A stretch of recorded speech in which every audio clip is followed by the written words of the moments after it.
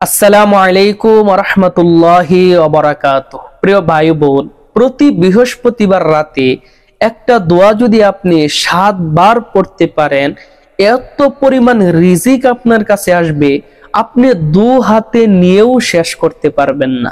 এবং এমন জায়গা থেকে আপনার রিজিক আসবে যেখানে কোনোদিন আপনার কল্পনাও যায়নি। তো দোয়াটি ও নিয়ম জানতে ভিডিওটি শেষ পর্যন্ত দেখার অনুরোধ রইল।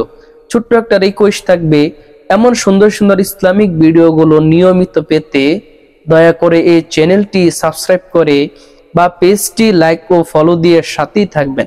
তো প্রিয় ভাই, এই দামি আমলটি জানার আগে চলুন বৃহস্পতিবার রাত সম্পর্কে কিছু কথা জেনে আসি। বৃহস্পতিবার রাত একটা আজিমুশ-শান রাত। সপ্তাহে সর্বশ্রেষ্ঠ রাত হলো এই বৃহস্পতিবার রাত। আল্লাহ রাসূলকে জিজ্ঞাসা করা হলো যে কোন সময় বান্দার দোয়া সবচেয়ে বেশি কবুল করা হয়, আল্লাহ কোন সময় বান্দার দোয়া সবচেয়ে বেশি শুনেন। আল্লাহ রাসূল বললেন, শেষ রাতে নামাজের পরের দোয়া আল্লাহ তাআলা সবচেয়ে বেশি কবুল করেন এবং শুনেন। আবার এই শেষ রাতটা যদি হয় বৃহস্পতিবার রাত, তাহলে তো আর কোনো কথাই নাই দোয়া কবুল হওয়ার জন্য। প্রিয় ভাই, শেষ রাত এমনই একটা গুরুত্বপূর্ণ সময় যে যখন পুরো পৃথিবীর মানুষ ঘুমের মধ্যে থাকে, সমস্ত মাখলুকাত ঘুমে বিভোর থাকে, ওই মুহূর্তটা কোনো বান্দা যদি ঘুম থেকে জাগ্রত হয়ে আল্লাহর কাছে দোয়া করে, ওই দোয়াটা আল্লাহ তাআলা স্পেশাল ভাবে কবুল করে এবং শুনে। কারণ ওই সময়টাতে আল্লাহ নিজেও প্রথম আকাশে নেমে আসে।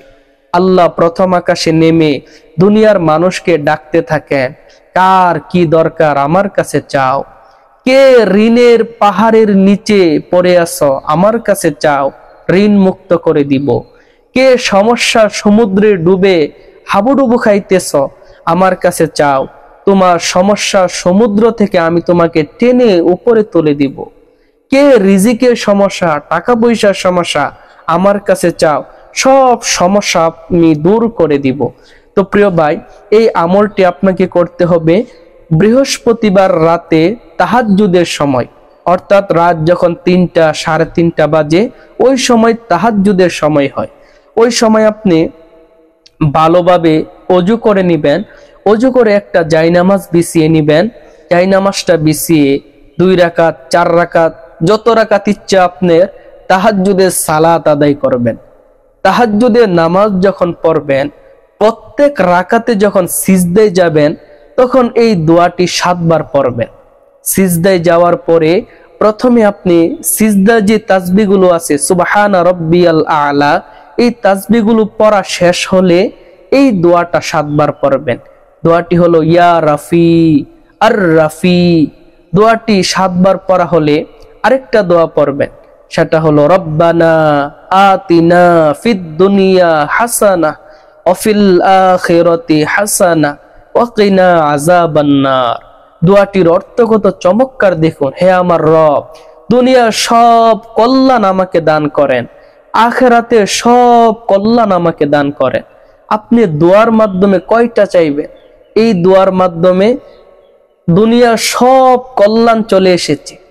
এটা এমনই একটি দোয়া যেই দোয়াটা আল্লাহ রাসূল সাল্লাল্লাহু আলাইহি ওয়াসাল্লাম জীবনে এমন কোনো মুনাজাত নাই যে মুনাজাতে এই দোয়াটা পড়ে নাই। তো প্রিয় ভাই, বৃহস্পতিবার রাতে তাহাজ্জুদের সময় এই আমলটা করে আপনি আপনার জীবনে কি দরকার, কি লাগবে, কি সমস্যা আল্লাহর কাছে তুলে ধরেন। ইনশাআল্লাহ আপনার ডাকে আল্লাহ সাড়া দিবে, আপনার যা দরকার আল্লাহ ব্যবস্থা করে দিবে।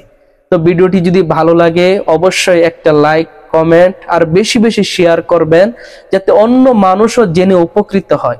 আপনার দ্বারা যখন অন্য কেউ উপকৃত হবে তখন আল্লাহ তাআলা আপনার মনের আশা পূরণ করে দিবে।